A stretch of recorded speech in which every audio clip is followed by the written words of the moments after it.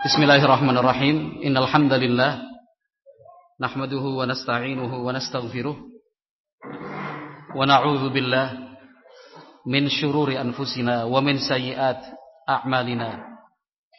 Man yahdihillahu fala mudhillalah wa man yudlil fala hadiyalah. Asyhadu an la ilaha illallah wahdahu la syarikalah wa asyhadu anna Muhammadan 'abduhu wa rasuluh. Sallallahu alaihi wa ala alihi wa ashabihi wa man tabi'ahum bi ihsanin ila yaumiddin. Yaqulu Rabbuna jalla wa ala, ya ayyuhalladzina amanu ittaqullaha haqqa tuqatih wa la tamutunna illa wa antum muslimun. Fa inna asdaqal hadits kitabullah wa khairal huda huda nabiyyina Muhammadin sallallahu alaihi wasallam wa syarrul umur muhdatsatuha fa inna kulla muhdatsatin bid'ah wa kulla bid'atin dhalalah wa kulla dhalalatin finnar. Ma'asyiral muslimin wal muslimat, jamaah salat maghrib rahimakumullah. Di antara garis-garis besar yang harus kita patuhi dan kita jalani untuk membentuk, membina dan menjaga keluarga penuh berkah dan dinaungi rahmah dari Allah Azza wa Jalla adalah selalu menjadikan keluarga pada posisi yang pertama di dalam melaksanakan akhlak yang baik. Keluarga adalah pihak yang paling pertama untuk dijauhkan dan dihindarkan dari akhlak buruk kita. Keterangannya demikian. Seluruh perintah kebaikan, segala perintah akhlak yang baik yang ditujukan kepada kita, maka yang pertama-tama harus memperoleh dan merasakannya adalah keluarga sendiri sebelum orang lain. Justru keluarga mendapatkan skala prioritas. Nah, semua akhlak buruk dan tercela yang dicela Allah dan dicela oleh Rasulullah sallallahu alaihi wasallam dalam Al-Qur'an maupun hadis-hadisnya yang sahih. Nah, itu tidak boleh kita lakukan dan kita perbuat terhadap orang lain, lebih-lebih lagi kepada keluarga sendiri. Ini yang sering dilupakan. Entah sadar ataukah tidak, sengaja maupun tidak sengaja, tetapi kenyataannya demikian memang. Saya berikan contoh kecil.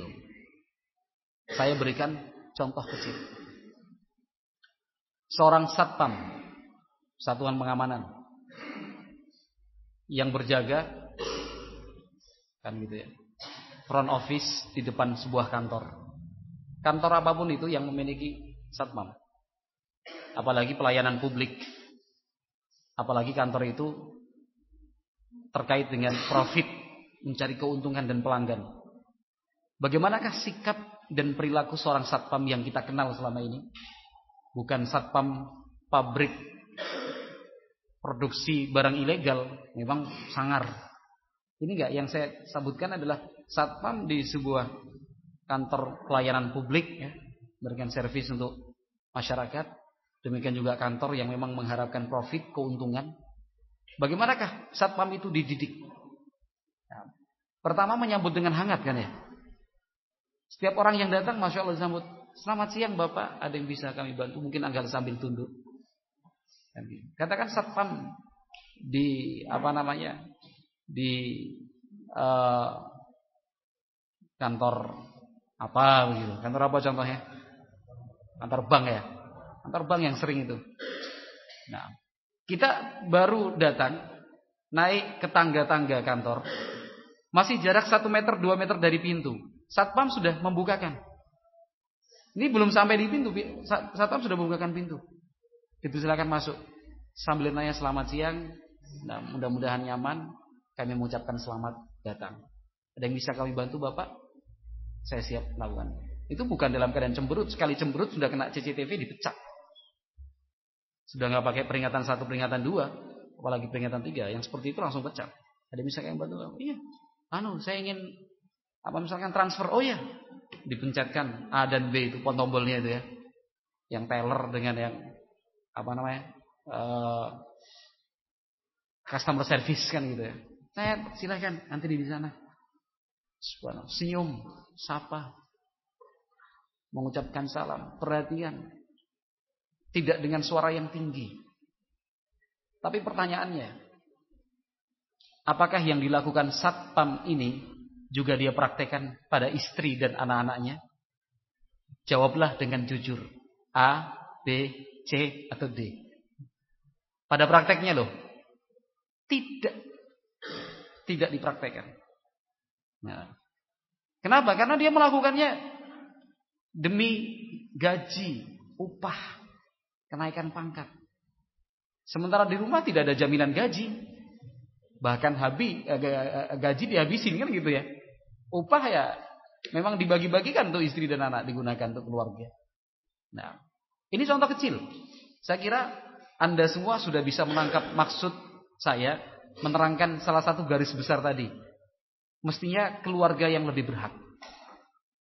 Mestinya keluarga lebih berhak. Coba bayangkan betapa bahagianya seorang istri dan betapa nyamannya seorang anak. Nyaman, betul-betul nyaman.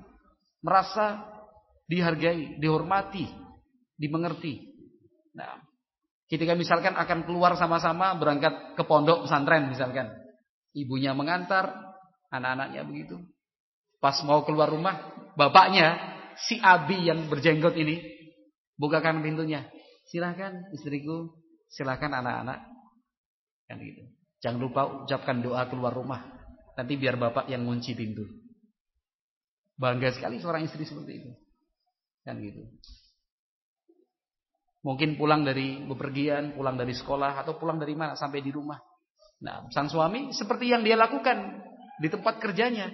Senyum, tidak ada semberut, sambil menawarkan bantuan kepada istri dan anak-anaknya. Ada yang bisa Abi bantu, ada yang bisa Mas lakukan buat kamu, Dek. Adek, tanya sama anaknya yang kecil, Adek, minta apa? Mas minta apa? Dibuatkan kopi? Subhanallah. Nah, sayangnya sebagian besar orang yang bisa berbuat baik kepada orang lain, tetapi dia berat untuk mempraktekkan dalam keluarganya. Nah, Islam mengajarkan kepada kita akhlak baik yang bisa kita tujukan dan tunjukkan kepada orang lain. Keluarga lebih berhak. Keluarga harus lebih baik. Keluarga harus lebih berkualitas.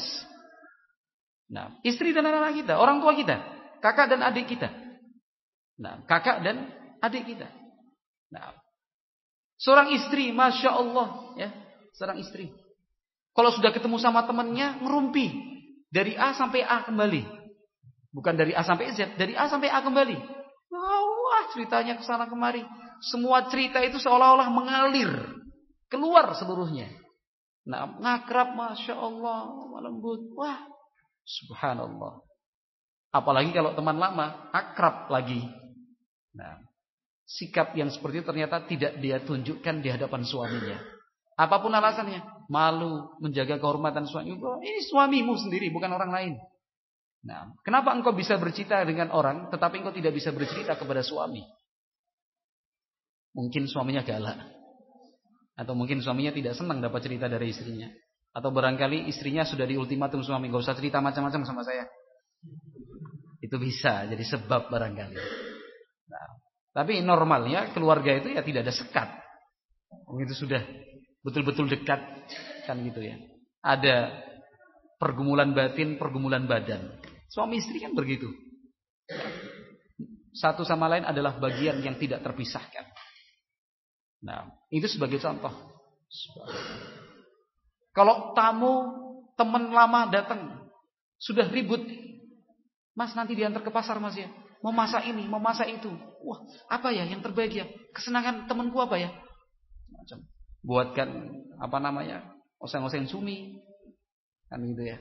Kemudian dengan sambal terasinya, ada cah kangkungnya, macam-macam. Nah, Ada 11 sampai 13 menu masakan.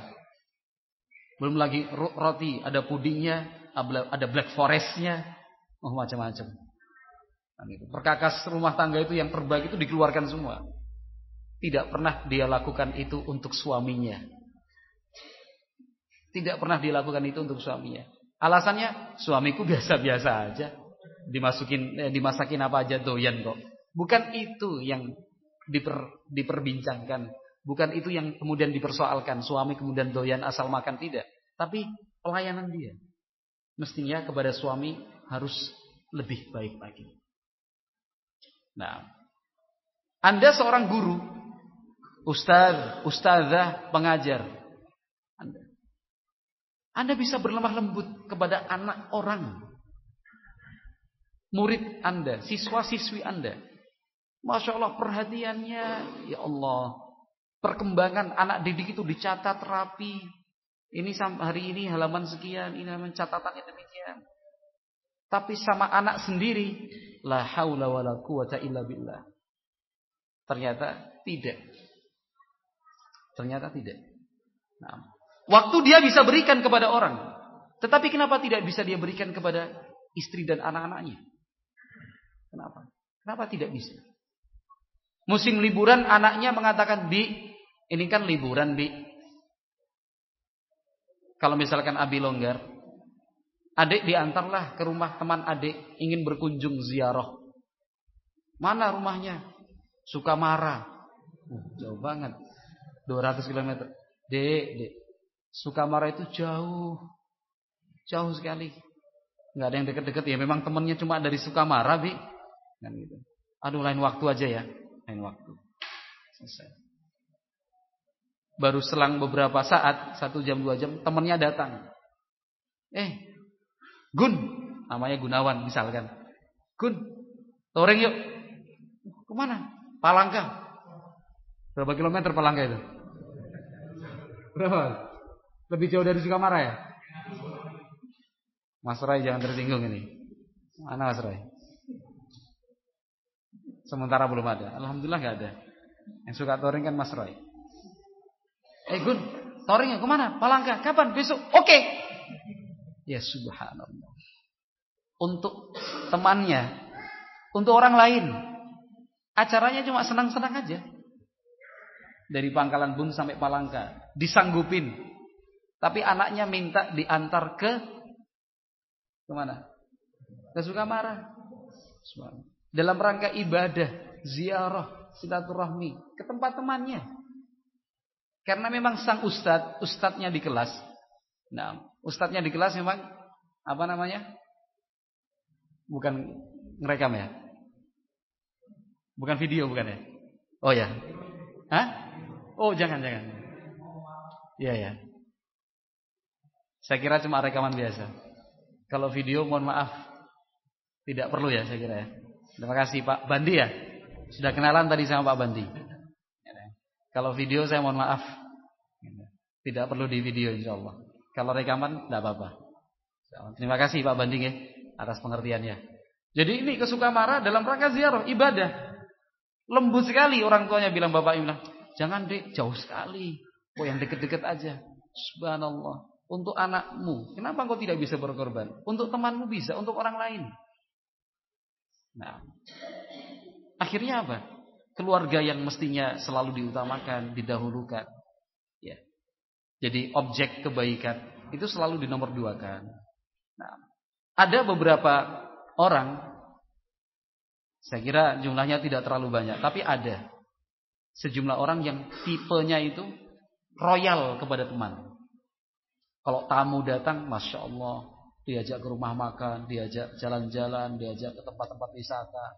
Masya Allah, diajak ngobrol sampai malam. Luar biasa. Royal. Tapi kalau istrinya menyampaikan sebuah keinginan, Mas atau Bang, ini apa namanya, alat masaknya kayaknya sudah tidak efektif lagi. Allahumma shayyiban nafi'an. Ternyata sudah tidak efektif lagi, mungkin rusak, mungkin ini segala macam. Kamu itu jadi istri yang sabar, hidup itu yang zuhud. Dulu para sahabat hidupnya itu ala kadarnya, sederhana. Ini sudah terbaik. Wajan teflon loh.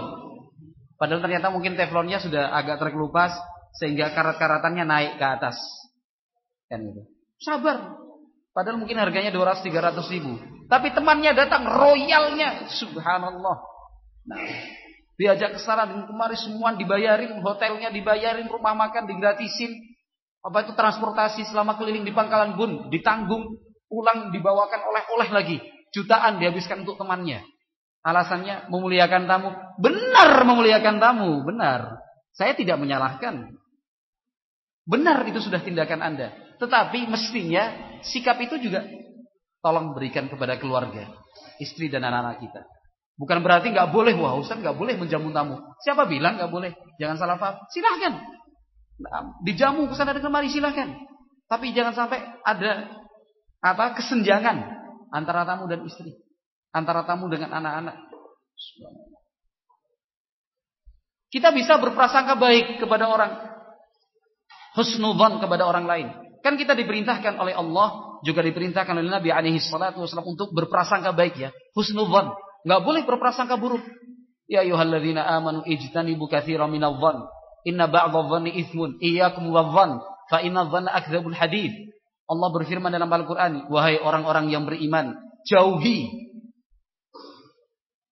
berprasangka itu. Berpraduga itu, duga-duga, sangka-sangka, kira-kira yang tidak ada bukti, tidak ada dasarnya sama sekali. Jauhi, jangan sampai itu dilakukan, jangan sampai terjadi. Sebab Allah menjelaskan kebanyakan dari prasangka itu dosa. Kenapa? Akhirnya tidak terbukti. Rasulullah Shallallahu Alaihi Wasallam bersabda dalam sebuah peringatan keras, iyyakum wadh-dhann, jauhi, waspadai, hati-hati dari sikap berprasangka. Artinya tanpa ada bukti, tanpa dasar, katanya, jare, kan itu. Karena Nabi mengatakan fa inna dhanna akdzabul hadits. Karena prasangka itu adalah ucapan yang paling dusta. Kita bisa menjaga lisan, menjaga mulut ya, menjaga hati, pikiran dan perasaan untuk tidak berprasangka buruk kepada orang lain. Nah, misalkan sekarang saya terlibat perbincangan dengan salah seorang teman. Terlibat perbincangan dengan salah seorang teman. Nah, ternyata dalam perbincangan itu sudah mulai nyerempet dan menyangkut cerita si X. Misalkan. Si X ini udah lama ya nggak kelihatan, nggak ikut kegiatan kita. Iya ini orangnya ini kayaknya sudah nggak semangat belajar agama lagi, sibuk dengan urusan dunia, lebih mengutamakan kebun sawitnya. Kan itu. Wah, tugas sana tugas sini yang dikejar gaji, pangkat orang ini. Nah, kemudian kawan saya mungkin bertanya kepada saya, itu nyata atau kira-kira? Ya kira-kira aja sih. Lantas teman saya mengingatkan, nggak boleh seperti itu, nggak boleh. Berprasangka buruk, berpikiran jelek tanpa ada bukti. Sekalipun ada bukti, ada data. Nah, bukan untuk kemudian disebarluaskan ke sana dan kemari, dijadikan bahan cerita, bukan. Nggak boleh. Nah. Tapi subhanallah, ketika istrinya melakukan sesuatu yang tidak sesuai harapannya, tidak sesuai dengan harapannya. Misalkan, nah, seorang suami masuk ke dalam rumah, pulang dari kantor tempat kerjanya, pulang dari rumah tempat kerjanya, ternyata rumah itu berantakan.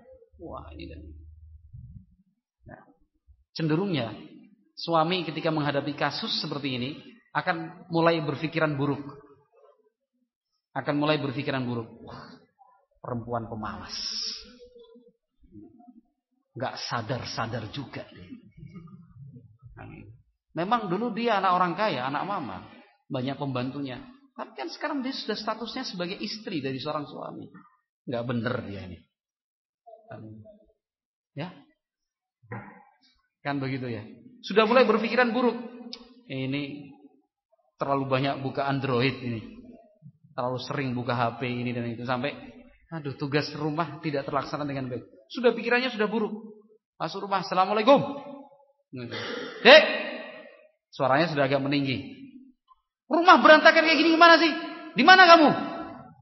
Ketemu aja belum. Sudah teriak-teriak, kemana kamu? Tidak ada sahutan. Gimana sih? Di mana kamu? Anak-anak tanya, mana? Umi, mana? Rumah berantakan seperti ini. Suaminya capek kerja segala macam. Ya. Mestinya kan kalau kepada orang dia bisa berprasangka baik, kenapa dia tidak bisa berprasangka baik pada istrinya? Kalau dia berusaha menghindar dari prasangka buruk terhadap orang, kenapa dia tidak jauh-jauhkan prasangka buruk dari dirinya tentang istrinya? Nah, mestinya kan dia mulai berprasangka baik. Kok rumah berantakan? Ada apa ya? Kan gitu ya. Lihat dulu ke dalam. Umi di mana, Dek? Di kamar, Bi. Kenapa? Enggak tahu, Bi. Dari tadi enggak keluar. Misalkan. Bayangkan coba, kalau prasangka buruk itu sudah terjadi, bahkan mungkin terucap. Prasangka buruk itu sudah terucap. Lalu sang suami masuk ke dalam kamar, melihat istrinya di bawah selimut sambil badannya menggigil gemetar. Setelah kita dekati ternyata demam tinggi. Menyesal ataukah tidak? Sudah terlanjur ngomong, menyesal enggak? Menyesal ya. Masnya aja tahu. Padahal sambil nulis loh, ada aktivitas yang lain. Nyesel ya. Sudah marah-marah segala macam, ternyata sakit. Iya, kalau kemudian sadar kalau tadi perbuatannya salah, sambil mengatakan afwan dek, tadi abang teriak-teriak sekarang enggak tahu kalau adik sakit. Kenapa tidak dari tadi sebelum masuk kan gitu ya. Mestinya bisa berprasangka baik. Nah, istri juga seperti itu. Pulang kerja kan jam 4. Mestinya dari kota sampai Pangkalan Bun di agak pedesaan ini kan itu. Paling lama 1 jam lah. Itu jalannya 20 km per jam. Itu sudah lambat 20 km per jam. Kayak naik sepeda ontel gitu ya. Wah, lambat sekali. Artinya ya paling sampai rumah jam 5 lah. Jam 4 itu sudah pulang. Kan gitu. Ini 5:30 ditunggu-tunggu kadang. Sampai azan maghrib baru pulang. Suami belum sempat mendengar apa yang terjadi. Belum sempat suami bercerita apa yang telah dia alami dalam perjalanan. Istri sudah bersikap cemberut, marah. Mungkin mengucapkan kata-kata yang menyinggung perasaan suami. Kan gitu ya. Telat terus, ngapain aja. Kan gitu. Sudah, vonisnya macam-macam.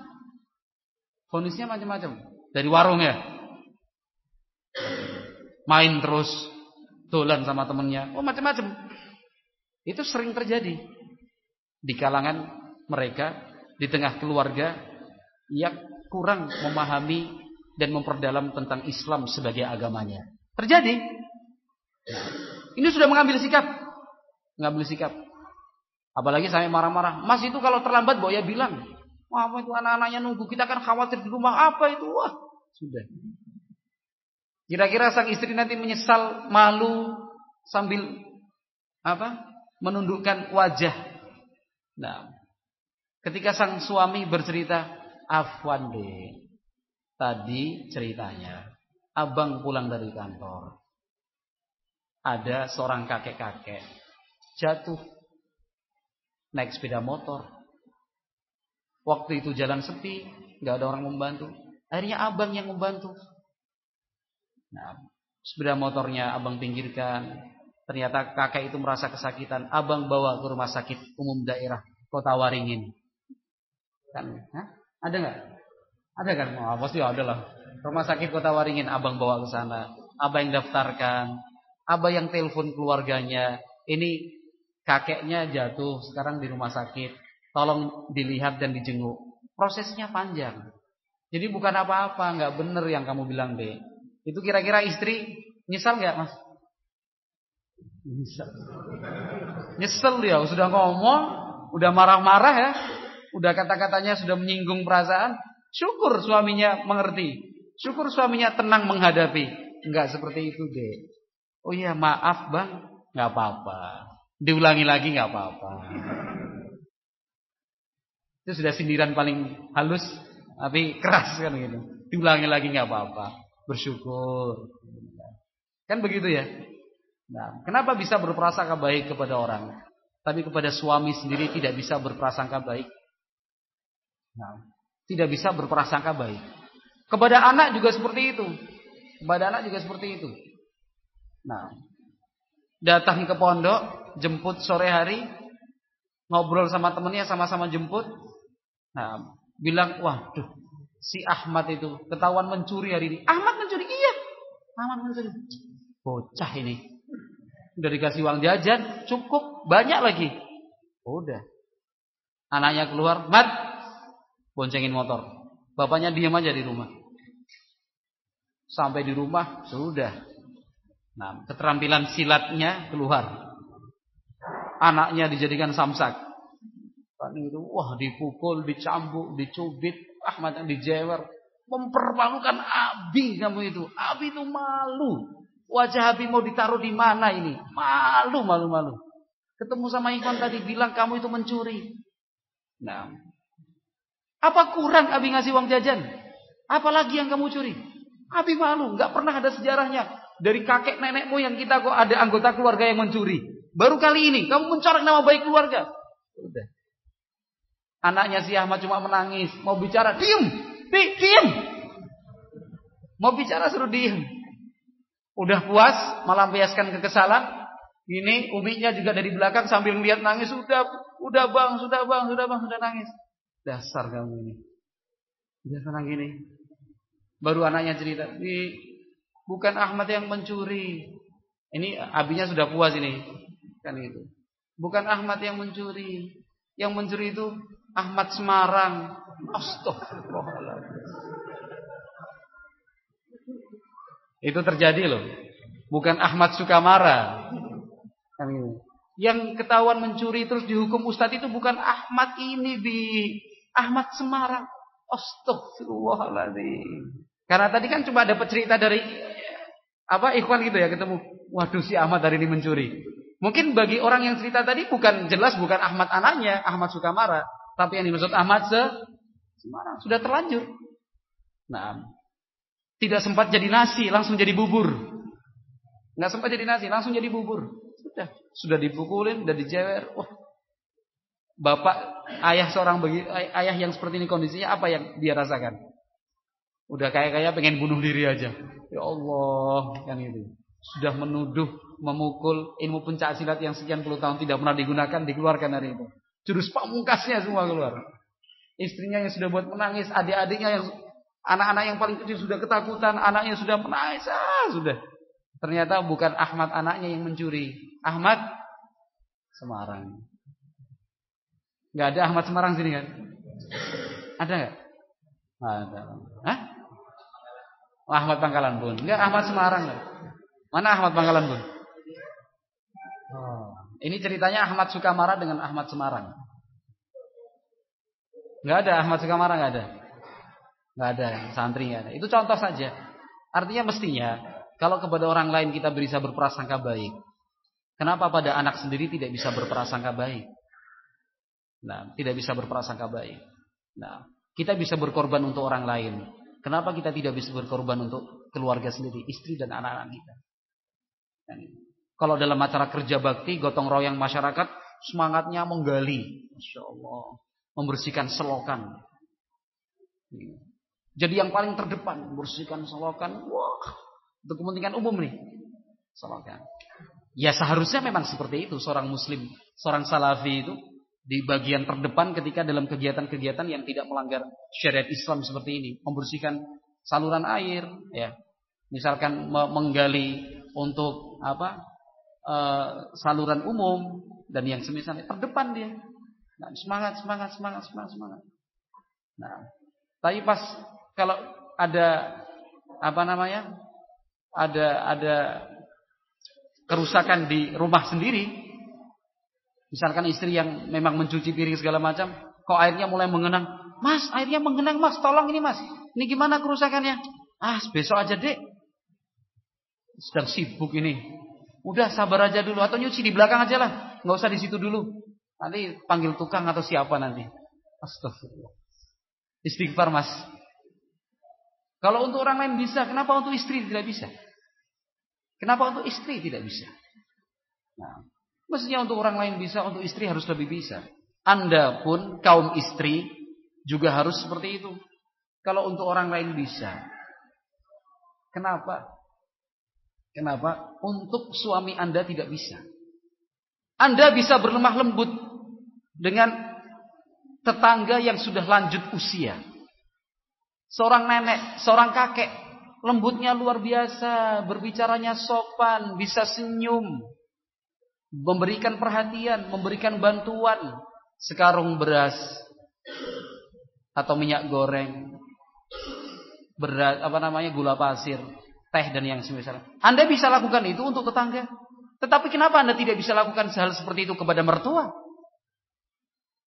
Kenapa Anda, wahai istri, tidak bisa melakukan hal itu kepada mertua? Justru ketika suami Anda mengatakan, ibu, bapak mau datang seminggu lagi. Aduh mas, jangan. Carikan penginapan yang lain aja. Loh kenapa sih? Nanti semua serba ini, serba itu. Wah, susah. Ibu itu macam-macam, cerewet. Bapak juga. Aduh, nggak bisa nih. Adik ngurusin orang tua seperti itu. Subhanallah. Kepada tetangga nggak ada hubungan darah. Bisa berbuat baik. Ini untuk mertua. Bukan hanya berbakti kepada orang tua, sekaligus itu bentuk bakti kepada suami. Karena membantu suami berbakti kepada kedua orang tuanya. Itu sudah sehari dua hari sebelum kedatangan orang tua suami, istri sudah mulai cemberut. Diem aja. Kan gitu. Nanti kalau ayah dan ibunya datang, mertua sang istri datang, senyumnya dibuat-buat. Oh ya, silakan bapak, silakan ibu. Tapi kalau udah masuk kamar, diem aja. Yes. Terjadi nggak Mas Doni kayak gini? Banyak terjadi ya? Banyak terjadi. Banyak terjadi nggak? Iya. Abu Alim. Banyak terjadi ya? Insya Allah. Ya memang banyak terjadi ya seperti itu. Jadi kalau sama orang lain bisa, kenapa sama mertuanya nggak bisa? Nah, itu tadi beberapa contoh saja saya berikan. Barakallahu fikum ikhwati fillah, hafizakumullah, untuk menekankan kepada kita semua akhlak-akhlak baik dan terpuji yang kita pelajari selama ini keluarga adalah yang paling pertama untuk kita amalkan dan kita praktekkan. Mulai dari berprasangka baik, berlemah lembut, mengucapkan salam, mendoakan, menjenguk, membantu, menolong, berkata-kata yang lembut. Ya. Itu kan akhlak-akhlak yang baik. Akhlak-akhlak yang baik. Orang lain ya tetap kita berikan akhlak-akhlak seperti itu, tetapi jangan lupa keluarga lebih berhak lagi. Akhlak-akhlak buruk dan tercela kepada orang lain tidak kita lakukan. Tidak kita lakukan. Lebih-lebih lagi kepada keluarga. Mulai dari hasad, iri, dengki, ghibah, namimah, berprasangka buruk, dendam, mendiamkan selama beberapa hari tanpa ada sebab dan alasan yang jelas, kasar, kan itu ya, pelit, kikir, kata-katanya buruk, meremehkan, menghina, merendahkan. Ini kan akhlak-akhlak buruk dan tercela yang mestinya tidak kita lakukan pada orang lain, lebih-lebih lagi pada keluarga kita. Jangan lakukan itu pada suami Anda, jangan lakukan itu pada istri Anda, jangan lakukan pada anak-anak Anda, jangan lakukan pada orang tua Anda. Tidak boleh.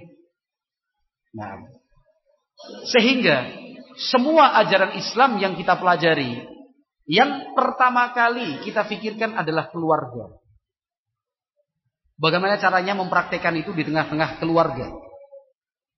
Mempraktekkan di tengah-tengah keluarga.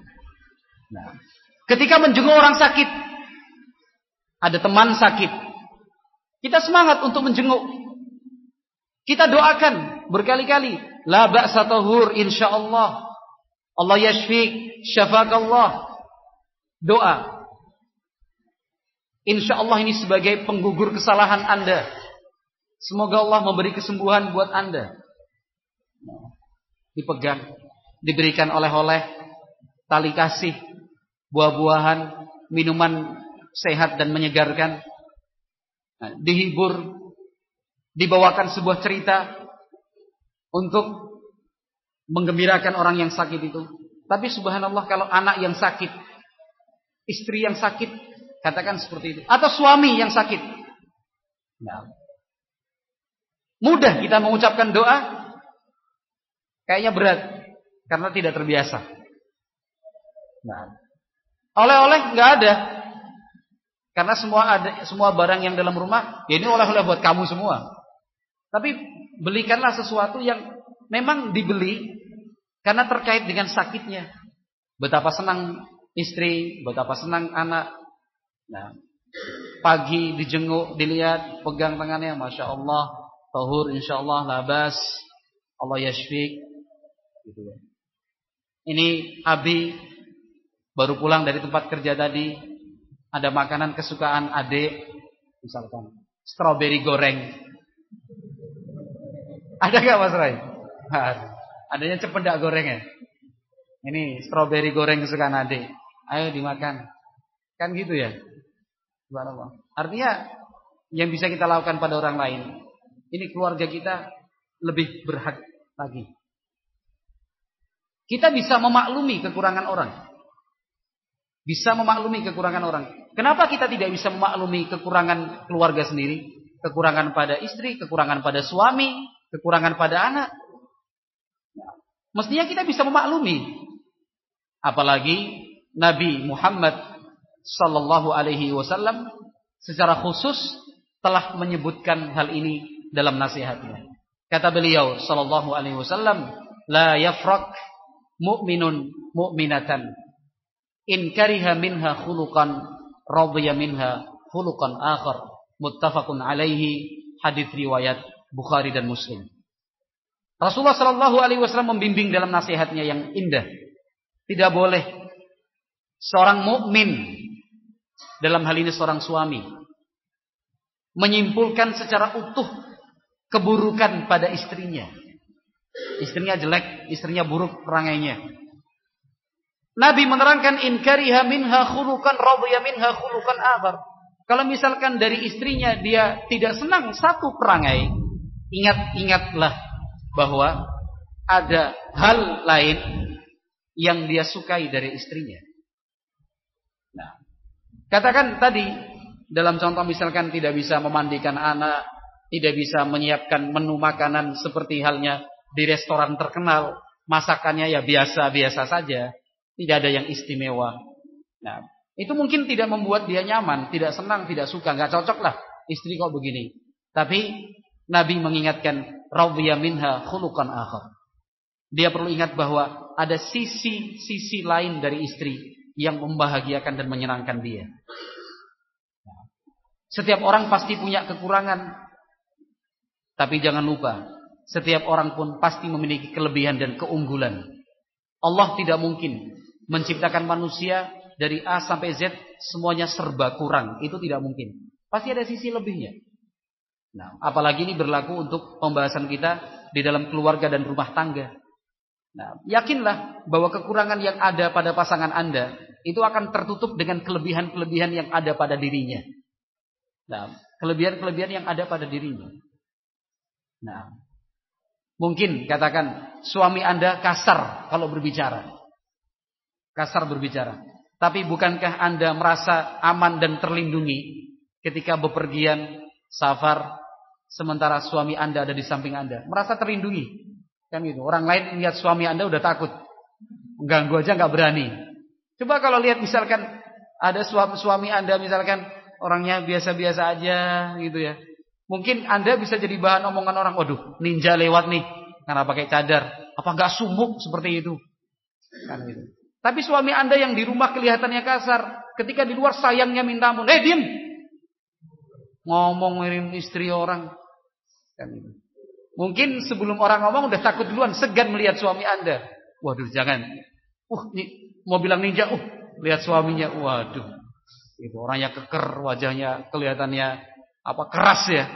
Kan gitu. Wah, pandangannya begini. Orang sudah mau ganggu dah. Ini contoh saja. Kan begitu ya? Contoh saja. Subhanallah. Nah, istri Anda mungkin punya kekurangan, dikit-dikit nangis, dikit-dikit nangis. Cengengnya minta ampun. Nangis. Tapi bersyukur ketika diberi nasihat langsung menerima karena hatinya lembut, lebih lembut dari sutra. Kan gitu. Lebih tipis dari kapas. Kan itu. Diberi nasihat, "Dek, itu tidak boleh." Astagfirullah, maaf Mas. Iya, selesai. Coba kalau bayangkan seorang istri yang enggak pernah nangis, susah nangis misalkan, keras hatinya, diberi nasihat, Mas itu tahu apa? Baru sekali taklim aja udah ngomongin istrinya. Praktek dulu lah. Bayangkan seperti itu, subhanallah.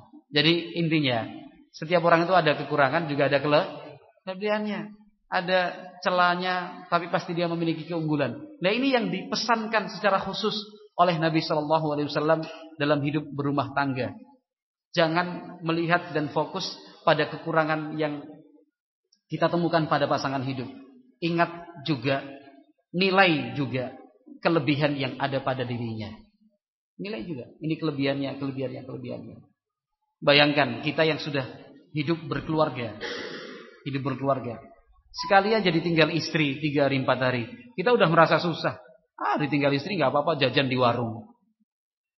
Tapi apa selamanya kita bisa nyaman jajan di warung? Ada suatu saat di malam hari kita terbangun, lapar pengen makan. Ada saatnya pulang dari kantor kita kelupaan, tidak ke warung sampai di rumah. Gak ada makanan, baru terasa betapa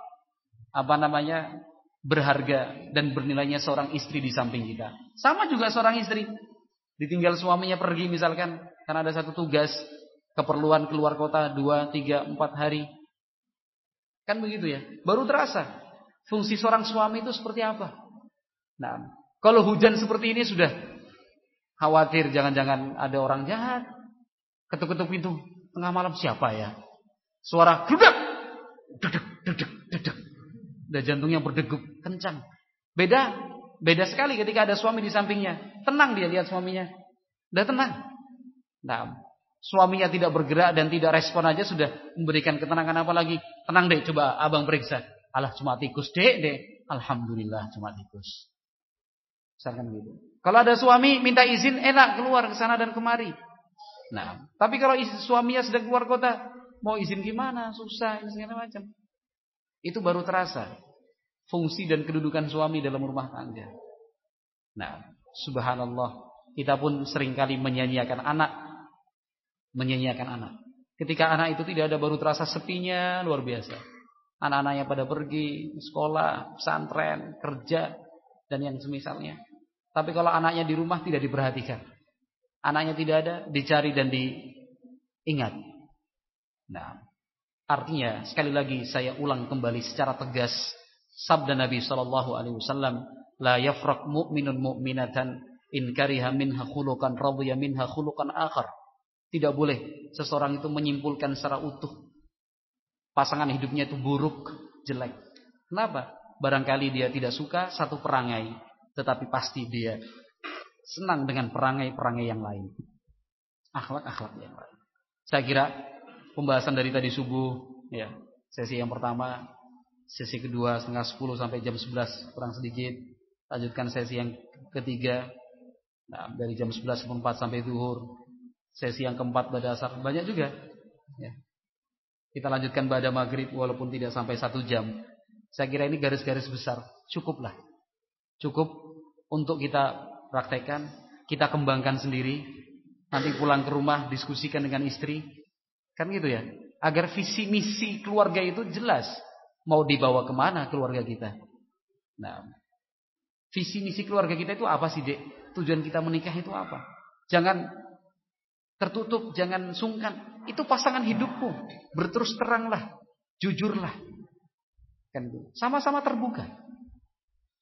Ya. Evaluasi kembali selama kita menikah ini ternyata masih ada yang kurang ya. Saya mohon maaf. Kan gitu. Mungkin saya sebagai suami, mungkin saya sebagai istri kurang melayani, kurang memberikan yang terbaik. Insyaallah untuk waktu yang akan datang saya akan membenahi dan berbuat yang lebih baik. Nah, saya kira garis-garis besar tadi cukup. Silakan dirangkum sendiri, disimpulkan sendiri. Nah, kalau misalkan ada yang lupa, coba diingat kembali melalui rekaman. Nah, wallahu a'lam bishawab. Cukup insyaallah. Tadi pesannya dari Mas Doni 7 lebih 10. Kan. Hah? 7? Bonus. Bonus. Oh, bonus. Lebih 12 menit bonusnya. Terlalu banyak bonusnya. Wallahu a'lam bishawab. Kita cukupkan sekian. Nanti insyaallah kalau cuma 1 2 3 untuk bahan diskusi setelah salat Isya, ya kita persilahkan. Wallahu a'lam bishawab. Kurang lebihnya saya mohon maaf. Subhanakallahumma wa bihamdik asyhadu an la ilaha illa anta astaghfiruka wa atubu ilaik. Wassalamualaikum warahmatullahi wabarakatuh. Mana Abu Nasir? Langsung azan.